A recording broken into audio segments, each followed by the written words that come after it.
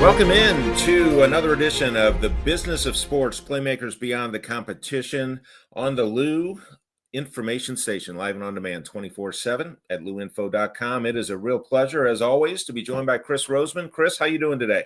I'm doing great, Ken. And it's that time of year. Holy cow. It's just a magical time. I think, college sports ramps back up with football leading the way. And, it's a great time. Kids are back on campus. The electricity, the enthusiasm, the emotion, the connection that people have to these college programs, both. I think that the state of college football is just off the charts. As they go from 4 teams in the playoff to 12 to whoever knows where they're going next. But it does certainly raise the awareness and raise the excitement for the season. And speaking of excitement, Mizzou kicked it off in a big way this week. Talk about the atmosphere there. It's pretty exciting what Yeah, is being built there. It really is. I mean, I think that's 13 sellouts in a row.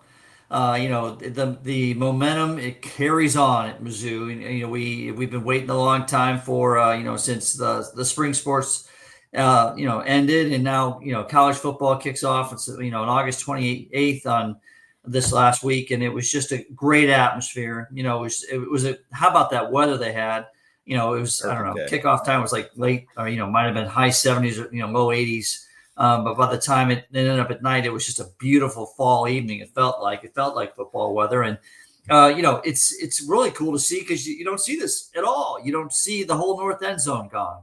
And the University of Missouri did great jobs to kind of prepare the fans for that north end zone being gone.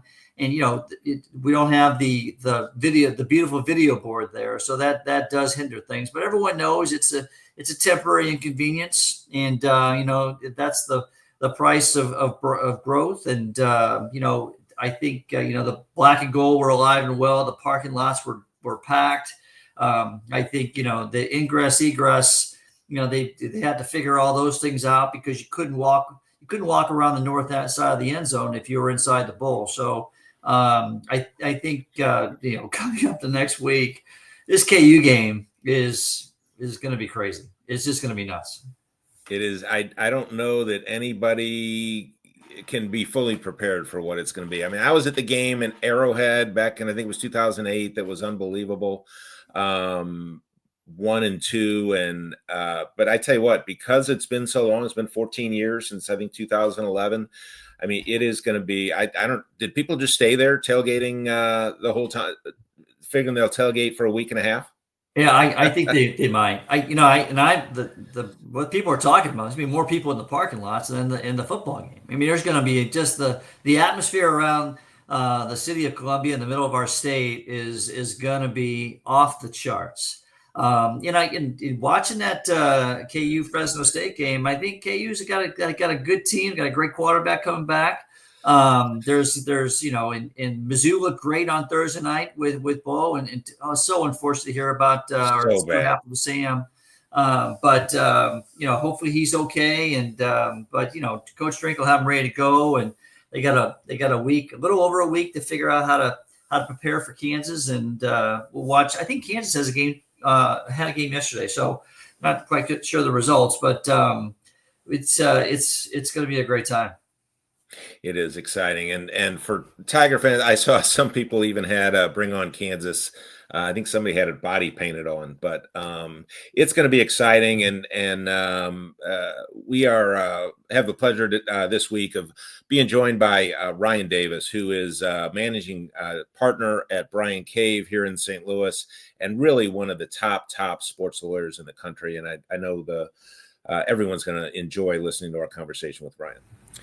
It is a real pleasure to have Ryan Davis with us. Ryan is the managing partner of Bryan Cave here in St. Louis, and I'm going to embarrass you now by saying you are one of the top sports lawyers in the country. Really impressive. I can't wait to go through all the different facets of the sports world that you touch on. But Ryan, welcome to the show. Thank you, Ken. Thank you, Chris. Thank you for having me. I'm excited to talk to you guys. Good morning. Absolutely. Morning. Absolutely. I know, Chris, we can start out with you. You worked with Ryan a number of years on the St. Louis Sports Commission, and maybe talk about some of that off the bat. Yeah, what's always impressed me about Ryan is Ryan knows. I don't know, your class schedule when you were undergrad and you went to and got your law degree must have been wide because you seem to know a lot about a lot of things. Whether it was venue deals or whether it was sponsorship deals or whatever it was, your breadth of knowledge was incredible, and I always enjoyed just watching you work. So just thanks for all your time and efforts back in the day, and as you look at that, when you went, I don't know, where'd you grow up? Tell us a little about your life and, where it all started. Was it here in St. Louis or was it Yep. somewhere else? Yep. Born and raised here in St. Louis. Huge Blues, Cardinals, sports fan, Clayton High School, played soccer, baseball, etc. Went out east for college and law school, went to Duke undergrad and then UVA law school, and then found my way back to St. Louis like so many of us do straight out of law school, and have been with Brian Cave, Leighton Paisner my whole career. Just celebrated my 25th anniversary with the firm. Wow. Congratulations. Thank you. All with one firm. All with one firm. That's unheard of. I mean, that's pretty incredible that you started. It looks like back in 2000, and here we are in 2025 as managing partner, and that's incredible. Did you go into law thinking, I want to go into sports and entertainment or mergers and acquisitions? Was there a certain path that you had your target on? I honestly didn't know well enough to know that sports was a viable path, and so I came into the law firm as sort of a traditional mergers and acquisitions and corporate attorney, and then had a chance to branch out into sports a few years into my career, and it's been a wonderful path. I've been very fortunate to be able to maintain both an active sports practice and an active corporate and mergers and acquisitions practice, have clients in the sports industry as well as other industries. So it's really been terrific. And Ryan, what was it like? So obviously big sports fan growing up and played a lot of sports. That first time when you were asked by somebody to work on a sports case, that had to be pretty cool.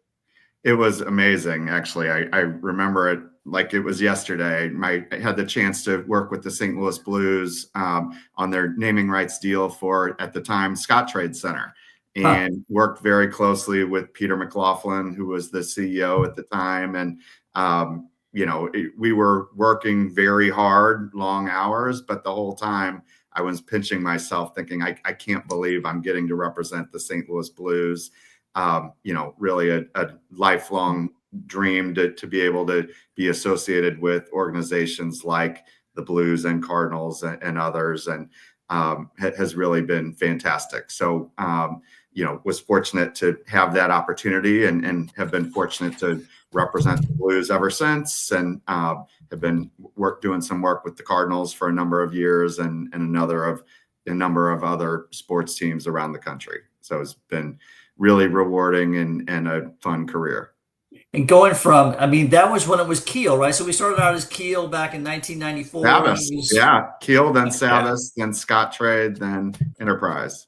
So, there was one private company in there in between. I forgot about that one. So yeah, Scott Trade was there, and Peter came out of the Cardinals, didn't he? Was he with the Cardinals for a while? He was with Anheuser-Busch for Anheuser-Busch. That's what it was. Yeah. Yeah. So just that life, looking at your all the things you do, whether it's the managing partner is one, but what does your day-to-day look like? Is it managing the staff? Brian Cave and Leighton Paisner. I gotta say everything now because that's changed in the last couple of years. But so what does your plate look like each and every day? Is it law? Is it managing people? Is it finding new clients? Is it stewarding clients? What does your plate look like each day? It's a little bit of all of the above, to be honest. I'm very fortunate. I have the opportunity to lead just a fantastic group of people. We, as a firm, we celebrated our 150th anniversary a couple of years ago, and we've been very fortunate. We've had client relationships that span decades, and so in a lot of respects, I get to be a steward of something that is really special and impactful. In the course of celebrating our 150th anniversary, we kind of took the opportunity to think through some of the impacts that we've been able to have in our community, for our clients, for our community, for one another.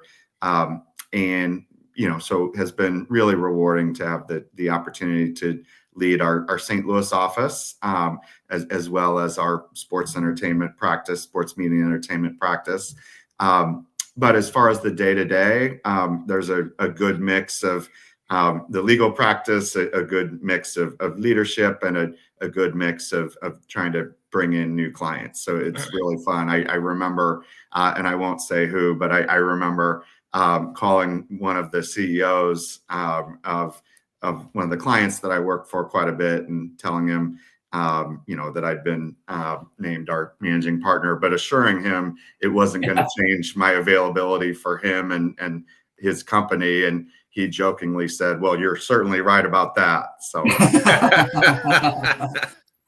so Ryan, take us through. So you had the first opportunity was with naming for the Scottrade, and then take us through kind of how it grew from there. And I know obviously you're involved in a number of different parts of law, but sports I know is a fun part of it, and kind of I guess one thing led to another. That's right. One thing kind of led to the other. I think. I've been very fortunate, and I've been very fortunate to be able to do my career at Bryan Cave Leighton Paisner, where we have such a terrific team. We are now, from having started our sports practice, I don't know, 15 years ago, give or take, we've now grown into one of only 3 law firms in the world recognized as leaders in sports law in both the U.S. and the U.K. Have over 100 lawyers practicing in our sports practice. We're representing clients, not just across the country, but indeed around the world.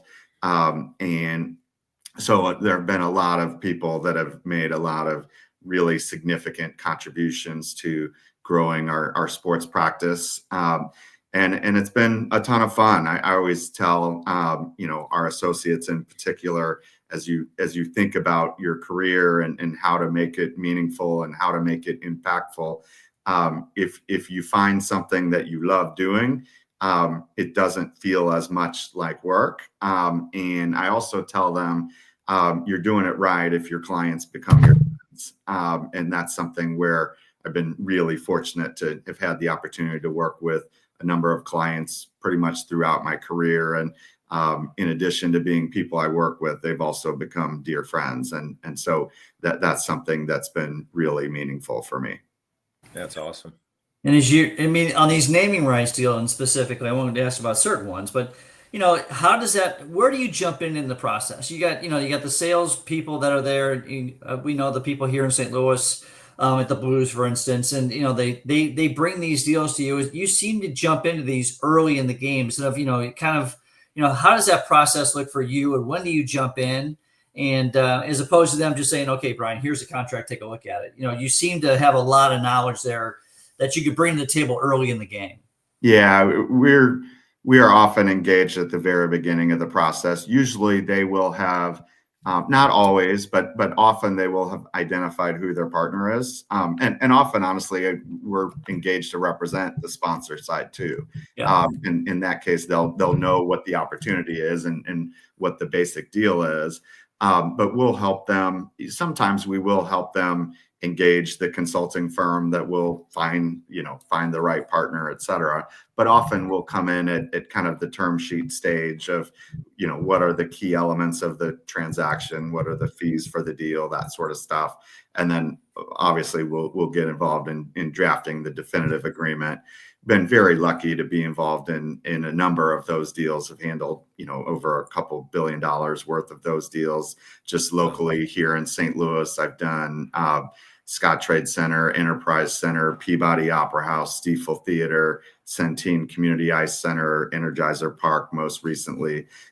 So have been involved in a lot of the local naming rights deals, but also do them around the country. Just finished up Benchmark International Arena in Tampa, the new home of the Tampa Bay Lightning, was announced a week or so ago. I was involved in that, and have been involved in deals like Citi Field and Acrisure Stadium, and GEHA Field at Arrowhead Stadium, and so we've been pretty fortunate to be involved in a lot of them. So Ryan, take us through, again, more kind of in a generic way, what goes through that process? As far as fans know, they just see on the news one day it's going to be called, Energizer Field, so much as if it just happens. And take us through kind of the process of, the winnowing down of maybe 10 candidates down to the one that they want to focus on, and what goes into that decision. Sure. So I think that there's really a few components that really play a role in who the ultimate naming rights partner is. Obviously, the fees, and who's willing to pay how much. But I think beyond that, there's the brand alignment. And I know, especially locally here, right, that's a big part here, right? We are, as a community, very proud of St. Louis, appropriately so. And so when you think about who the naming rights partners are and have been, it tends to be the companies with long connections to and investments in St. Louis. And so I think that from the company perspective, there's an element of brand awareness, but I think there's also an element of civic contribution and community involvement that comes into it. And from the team's perspective, in addition to the fees, it's having a great partner. And so I think all of that goes into kind of the matching of the team with the naming rights partner. So let's drill down a little bit and go to the individual. Won't name specific athletes, but how does that? You represent some athletes in various, I don't know. Do you focus on a specific sport? I mean, is it hockey? Is it football? Is it NCAA? Or how does that athlete representation work? And what does that group below you look like? Right. So there's a support staff there. Let's just take the athlete side. Where does that athlete support structure look for you? Like you find the representation, you do the deals. Is there you kind of done with it and you kind of let it go from there? How's that work? Well, so it really varies by client. And one of the other benefits, I know we've been focused on our sports practice here quite a bit, but our practice is within a 1,200 lawyer, one of the biggest law firms in the world, where we truly are full service. We want our clients to know they can come to us and we can help them with anything they need. And we work together very well across our platform, making sure that we are delivering the right expertise to the client for at the right value point. And so, if we are representing an athlete, and again, without naming any names here, but we will often help them with their charitable foundation, their estate planning, their tax work, their investments in other businesses, things like that. We tend not to get involved in their player contracts. We tend to be more involved in representing teams than individual athletes. And also the collective bargaining agreements pretty much fix what the contract looks like. And so as much as I wish Doug Armstrong or John Mozeliak or somebody like that would ask me my advice on which players we ought to be signing, they don't come to me with those kinds of questions. And so we tend to get more involved on the traditional legal side, if you will, and in representing athletes. Sometimes that involves endorsement deals. We were involved in an endorsement deal involving Patrick Mahomes fairly recently. But a lot of times it's the sort of other investments and estate planning and charitable foundation work and stuff like that. Ryan, really enjoying this. We are going to take a break, but we'll have more with Ryan Davis, one of the top sports lawyers in the country, right after this. You are listening to The Business of Sports, Playmakers Beyond the Competition, on the Lou Information Station, live and on demand 24/7 at louinfo.com. We are back with Ryan Davis, managing partner at Bryan Cave, and really one of the very top sports lawyers in the country, and as we heard earlier, in the world, really. So I'm certainly not the first one to call you that. Obviously, very well renowned. So Ryan, you I know worked a number of years on the St. Louis Sports Commission, obviously very closely with Chris. I know there's probably some good stories you guys have. That obviously the Sports Commission has done such good work over the years in bringing these events to St. Louis, and maybe talk about some of the interesting stories there. Yeah, thank you for asking that. I've been fortunate to be involved with the St. Louis Sports Commission for a number of years. I still serve on their board. I'm vice chair of their board right now, and have had the chance to work closely through the years. In addition to with Chris, with Frank Viverito, Mark Schreiber, the whole team over there is terrific. And what a fantastic organization for our community. I know I'm biased as one of the board members, but I think that the impact that they've been able to have on a community that we all love, and frankly on a community that loves its sports, I think it is really impactful. And Chris and I had the chance to work together in connection with bringing to St. Louis a number of really fantastic events. Yeah, I mean, the Sports Commission is the little engine that could. People don't realize that the Sports Commission is a small, compact group. There's not 100 of them. There's about, I don't know, the staff when I left was around 10 or so, and what, it was so dependent upon people like Ryan and the board that brought certain elements to the table that really helped us kind of get through. And one of those elements was, of course, was contract negotiations. We did not have lawyer on staff. So we had to lean on Ryan to help us out with a lot of things. And, I remember going through cancellation clauses with the NCAA and just like, what does that cost? And Ryan would know what the insurance, cancellation insurance would cost. And it's like, well, that's going to cost you a bundle, Chris. So you don't want to do cancellation insurance. and so you negotiate that out of the contract, or you will it down to what it could be. But the one that we kind of went back and forth on, the SEC men's basketball tournament was a real fun one to bring to St. Louis, and Ryan was instrumental. And in your connection to Duke and the other council's connection to North Carolina, that was a fun little banter. I'll always remember that call. That was fun to see those two go at it a little bit in a fun way. Absolutely.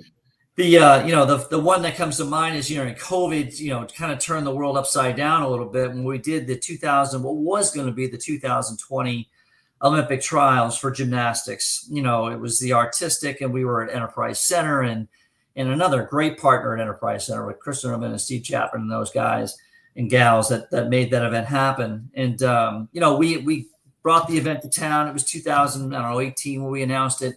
And by 2019 in the fall, we'd sold it out. We were done. We were ready to go. We were ready to announce that we were finished with it. But then COVID popped, and making that event happen. COVID hit, and then we're going to delay, and just going back and forth with Ryan. So Ryan was instrumental in helping us, the Sports Commission, kind of weave our way through that and come up with a plan B. And Ryan, share what, I don't know how you even thought about this, but, it was a matter of just, getting that. Our plan B was to go to a bigger venue because it had more space in it. When COVID hit, and I know we weren't the only ones, but were there other entities that were affected that you had to spend so much of your time working? Are there other examples like that in the sports or business world where, wow, we had to really, make some adjustments on the fly? And any examples like that? Absolutely. The reaction to COVID in the sports industry really was unlike anything I've seen before in my career here. I remember vividly, COVID became real to me the night that the NBA shut down. That is when it felt real to me. And then kind of dealing with clients, both on the, kind of organization and venue side and on the sponsor side, in terms of what does this mean for our contracts? If anyone would have told you in 2019 that they had addressed the situation of what if games are played with no fans in the stadium, they're probably lying to you. And in Yeah. fact, had any lawyer suggested that you deal with that before then, people would have said, we're trying to get a deal done, be practical. That's never going to come. Right. And so it was kind of a whole new world. And, I was fortunate to be able to work with a number of clients through that process, and all got to, reasonably good results. And, but it was definitely an incredibly stressful time, not just in the world, but in the sports industry in particular, because you're in the live entertainment business. And,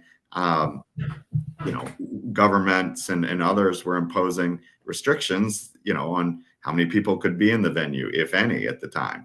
Right. And it was really unlike anything we'd seen before, and hopefully ever will see again. So, Yeah. What kind of feeling is that, Brian? Ryan, I'm sorry. The unforeseen circumstances. Nobody could have thought of it, and then to do the work that you do to get your clients through it as well as they can be. I mean, it's got to be rewarding. it is, for sure. It's definitely rewarding. And again, I go back to how fortunate I am to be able to, work for organizations in both the sports industry and otherwise that mean so much to me. I see the Chris Carpenter jersey on the wall behind you, Ken. And probably my true dream would have been to pitch for the St. Louis Cardinals, but unfortunately they're not in the market, I don't think, for maybe a 70-mile-an-hour fastball. And so this is probably as close as I'm going to get, as being able to do some legal work for them. But it's really, honestly, kind of a dream come true to get to work for organizations in this industry, and in particular, the local ones that I've grown up my whole life as dear fans of. Believe me, that's closer than a lot of people get. So talk about, if you can, kind of the breadth of teams and clients and leagues that you do represent on an ongoing basis. Sure. So we're very fortunate. We're able to represent a number of teams and owners across professional sports. We represent 31 of the 32 NHL teams. We used to be able to say we represent them all. Seattle recently joined the league, and so we're working on getting that stat back up to 100% again. But we represent over 20 English Premier League, Liga, International League soccer teams over in Europe.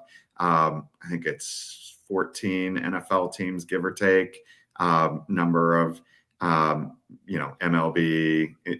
NBA, and other teams as well. And then owners, sponsors, athletes. In the collegiate space, where we actively represent the NCAA, as well as various conferences and universities. And, we have a prominent Olympics practice. We represent, I think it's over 25 national governing bodies, USA Swimming, USA Basketball, USA, et cetera. So again, very fortunate to have a great team that represents a lot of clients in this space. So Ryan, you've got, that's huge. I mean, how do you get your arms around that? I mean, do you have specialists within broadcast rights? Do you have specialists within merchandise rights? Do you have specialists within venue deals within the law firm, or just everyone just throw it out there and everyone kind of comes to the table and makes it happen? How do you build that? How's your staff built around those deals? So it's a little bit of both, Chris, to be honest. I think, again, as part of a leading law firm with 1,200 lawyers around the world, 30 some offices, we're fortunate to have significant substantive expertise. And so we really try to bring in the particular expert for a particular matter. But we also are a relationship-based firm. And so, as I mentioned, I've been fortunate to represent a number of teams for, 25, or a number of clients for going on 20, 25 years now. Yeah. And so a lot of times the client will call me knowing that I'm not the one that's actually going to handle the matter, but they're going to trust me to bring the right subject matter expert on, and also to bring my knowledge of the organization, my knowledge of the league, my knowledge of the people at the organization together, so that we are giving good practical advice that includes sort of the business and league understanding beyond just here's what the legal advice would be. Interesting. So any fun stories? Obviously, I know you're limited in details, but any fun stories over the years that you kind of look back on and with a smile? Yeah, there is, and I'll stay out of the client specific work that I've done for Yeah. that. But one story that comes to mind, one of the great things about representing clients in this space is there tend to be some pretty fun perks that come along with it. And I think back to my son when, I don't know, he's maybe 7, 8 years old. One of his first Blues games, we were fortunate enough to be able to sit in the owner's box, and Mr. Stillman was talking to Carter between periods, and the horn goes off, third period's about to start. Tom says, Carter, great talking to you. I got to get back and watch the game. And my son, again, age 7, 8, something like that, looks at him and says, I've just got to say one more thing. I really think we should go with Elliott in the net in the postseason. And I was like, Carter, you can't say that. And Tom just started laughing. He goes, no, I love a passionate fan. That's great. And he says, Carter, I'll let Hitch know you think that. So that's funny. Yeah, it was great. Did they switch between periods? They stuck with the plan. They stuck with the plan. So Ryan, you in the evolution of the 25 years in the practice, right? So you're a lawyer, you've got these relationship building, you're doing all these great things, and then they tap you on the shoulder to become the managing partner. When you become the leader of the ship, so to speak, what does how does your culture look? How do you cultivate a great culture? How do you cultivate the up and comers as well as the seasoned veterans? And what does that office environment of Ryan Davis look like? So I would say, so thank you for asking that. I would say it's definitely not an office environment of Ryan Davis. I would say it's an office environment of Brian Cave, Leighton Paisner. We are, as I mentioned earlier, we've recently celebrated our 150th anniversary, and we have many leaders in our office, frankly, at both the partner level, the associate level, the business services level. We're really fortunate. We have about 200 lawyers, 500 people in our St. Louis office, and there's a lot of terrific leaders in our midst. I'm fortunate to be managing partner of the office, but I am by no means the only leader in the office, for sure. In terms of the culture, you mentioned it's pretty rare, for me to have spent my entire 25-year career at one firm. I do think that's true in the industry. It's not so much true in our firm. In fact, we had a number when we combined with a firm out in Seattle a few years ago. A number of their colleagues were in our office meeting a lot of our partners, and all of them commented to me, they know that this must be a very special firm because they've met so many people that have been here 20 years, 30 years, 40 years. And I think that's really true. I think that I'm asked, whether it's as our managing partner or previously when I was recruiting committee chair or otherwise, I'm often asked what brought me to the firm, and more importantly, what keeps me at the firm. And to me, I think we have a very unique combination where we get to represent fantastic clients doing challenging work for them. So the professional side is very rewarding. But we also have a terrific culture of collegiality, supporting one another, teamwork, et cetera. I talk a lot about a culture of excellence and collegiality, and got to have both. You can't just have one or the other. And we're fortunate in that I think we do have that. I think that, personally, I can't think of a better place to work. I've been very fortunate to work there my whole career, and fortunate that I've got some years left too. So, has been a terrific 25 years, and excited about what we have in front of us. Again, thankful for the great client relationships we have, the great community in which we get to work and practice, and the great colleagues with whom I get to work every day.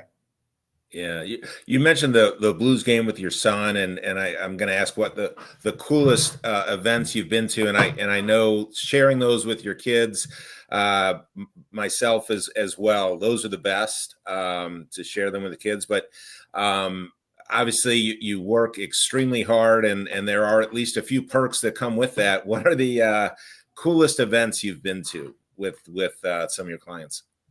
Been very lucky to be at a number of great events. Actually, the screensaver on my phone is the 2015 national championship game. Chris mentioned Duke earlier, where my Blue Devils beat Wisconsin in a great game. I was there with Yeah, both my kids, and nice. that was amazing. Obviously, it's going to be tough to ever beat 2019, the Stanley Cup run. That whole playoffs was just magical. Cardinals, I think back 82, 85, 87, 2006, 2011, 2013, right? Like, what a lucky fan that I've been to be able to, cheer for teams and schools that have had the kind of success that the Cardinals, the Blues, Duke in my case have had. I have been at some games that ended poorly. I was with, Frank Viverito. I ran into down in New Orleans at Coach K's last game, which I was hopeful would not be his last game. Right. My son and I were at the Final Four game this year, where the first 49 and a half minutes, or I'm sorry, 39 and a half minutes were terrific. And then Houston Yes. made a great run against Duke, and that ended a lot differently than we wanted it to. But have been really lucky to be at a lot of great events. I was the one event I've been at where, as it was happening, I was thinking, you're going to remember being here forever. You probably know exactly where I'm going. Game 6 in 2011, the David Freese game. Oh, yeah. Had a chance to be at that game, and something I'll never forget. And a lot of the memories, I talked about being at the game with my son. A lot of the memories involve, being at games with my wife, my daughter, my son, and dear friends. And been really lucky. Well, we're in the same boat with our kids kind of leaving the house and going their ways. How are you filling your time? I mean, is it all work, no play, or are you having any hobbies? I know it looks like Duke is just up the road playing Illinois this week. Are you going to go tomorrow and check that out? What do you do? I'm going to miss that game, unfortunately, but that is a great question. And like you, Chris, I know I was very active in coaching both my kids in sports. Coached my daughter in soccer and softball, and my son in soccer and baseball pretty much their whole childhoods. And that's been they're both away at school. Our daughter's going to be a senior at UCLA, and our son's a sophomore at Duke. And Yeah. they're both having a great time, but we miss them terribly when they're gone. And I miss coaching them, and seeing them and their friends all the time. And but it's fun to watch them and their friends succeed and spread their wings. And that's been really rewarding to see them kind of take the next step in their life. But it has created a void in my schedule a little bit. I actually the timing of my taking on the managing partner role lined up pretty well with my retirement from coaching. So that was something where, I have been very fortunate to be able to represent great clients, doing some pretty good, handling some pretty good matters, while also still being really active in family life and community life and stuff like that. I've been able, in addition to the St. Louis Sports Commission, been on the board and currently I'm on the board at St. Louis Children's Hospital, and I'm involved at Greater St. Louis and others. And so find time to keep myself busy for sure. Yeah, that's great. Well, you've done so much. Anything left? Obviously, you said you still got some runway left in your career. Any sports related events or anything that you haven't done yet that maybe you'd like to? Well, I mean, we got to give them time. They're only a few years into their history, but St. Louis City SC, we've got to add a championship there to our mix here, for sure. And then I'm greedy, just more, right? More Cardinals championships, more Blues championships. In my case, more Duke championships. Yeah. There's nothing more fun than watching your team go on a magical run. And again, 2019 is going to be hard to ever recreate because it was the first for all of us, and just was so magical. But willing to give it a shot and see if something can be close to that. Great. Well, we'll keep our Having fingers. your son at Duke and winning a championship while he's there might just That surpass would it be for great. you. We thought last year might be the year, but Yeah. couldn't finish it out. So hopefully this year we'll get it done. Yeah, well, we'll keep our fingers crossed because I believe the first and second rounds are coming through St. Louis this year at Enterprise. Yeah. So we might get it. We might get a taste of Duke if they get assigned to this part of the country. There you go. Ryan, this has been great. Unfortunately, we could go on forever. Unfortunately, we're about at time, but really appreciate it. It's been a lot of fun hearing about your various exploits and experience within the sports world, again, outside of the field. Thank you both. It's great to talk with you. I appreciate the invitation here and could talk sports all day here. So appreciate the opportunity. Really good seeing you, Ryan. You too. Thank you both. Thanks, Ryan. Appreciate it. Certainly a great segment with Ryan Davis. He is really a shining star, not just in the sports world, but really St. Louis and what he's done for the city. You mentioned a number of boards that he's on. And I know, Chris, you had the good fortune to work with him closely on the sports commission. I did. Again, the guests that we have on this show are always way too humble. We've had some great guests on, and I've got a chance to work with them. In Ryan's case, Ryan has got full-time job in one of the most prolific law firms in the world, and for him to donate his time when I was with the St. Louis Sports Commission, and he was our de facto. He was the person that helped us with our legal issues. And it's pretty complex when you're working with these rights holders, whether it's the NCAA or USA Gymnastics or USA Hockey or whatever it's going to be. And they've got their lawyers on staff, and Ryan was the person that really helped us put those things together. Now, in all my years of doing those events, and all my years of doing those contracts and going through every word, and we never had to go back and review the contract after the event and contest anything. So that's a good thing that Ryan prepared us for those events and asked all the right questions and made sure the language was correct and how we approach things and the way he did it in such a civil manner, right? So Ryan is he's kind of quietly strong. He knows a lot, and even though he could kind of bring the screws to you a little bit, never did. Just never did that. It was always a very civil conversation. Always respected all the work that he did.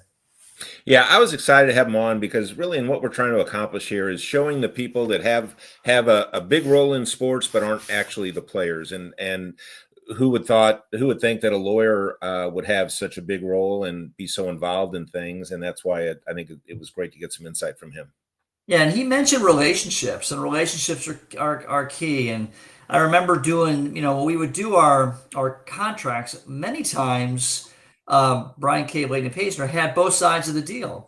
Sometimes, like in our case with the St. Louis Sports Commission, we had to do the contract with the venue itself, with Enterprise Center. Well, he represented Enterprise Center.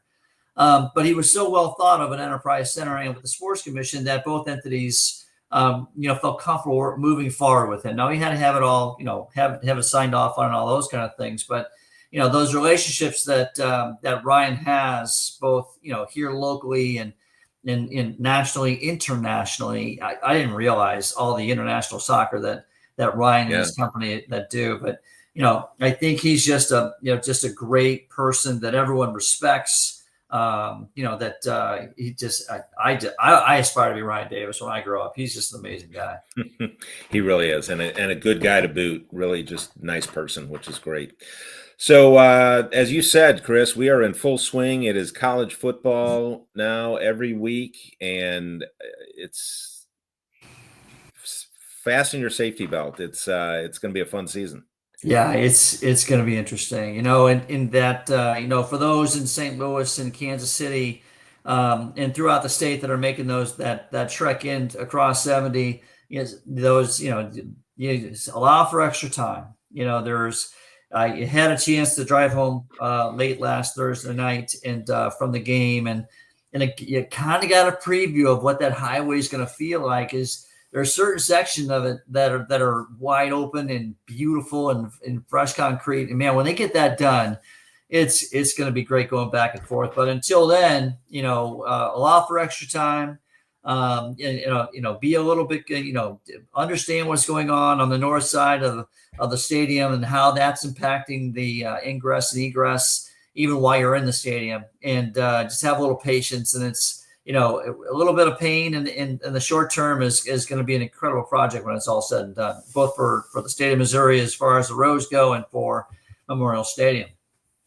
Yeah, and really unique schedule this year. 6 home games in a row before they touch the road, and that's the reason that Coach Strink actually brought him in for a bit of an exhibition at Lindenwood earlier in the summer, just to give him a feel for what a road game looked like. But it'll be interesting, nonstop action in Columbia.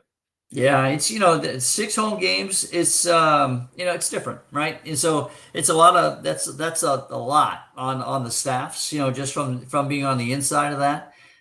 Just to see what those, we talk about the people behind the scenes, and just from the staff and hospitality to the sponsorship crew to the donor side to the parking lots to the concessions, catering. That's a grind, a 6-week grind where you're doing something every week, and it's hats off to that crew, and you're not going to know 99% of them, but they work their tails off to put on a great show each and every Saturday. Absolutely. Chris, always fun. Really enjoyed the conversation with Ryan, and we'll have more next week. Great seeing you, Ken, and we'll see you next Sunday. All right. You can catch us live Sunday mornings at 10, or find us on YouTube or any major podcast outlet. Just search Business of Sports, Playmakers Beyond the Competition, or you can always find us at luinfo.com. I want to thank Grant Salzman and, of course, Dave Green for giving us an opportunity to do the show on KLIS, and enjoying it ongoing, and more next week. Thanks, everybody, for joining us. Have a great week.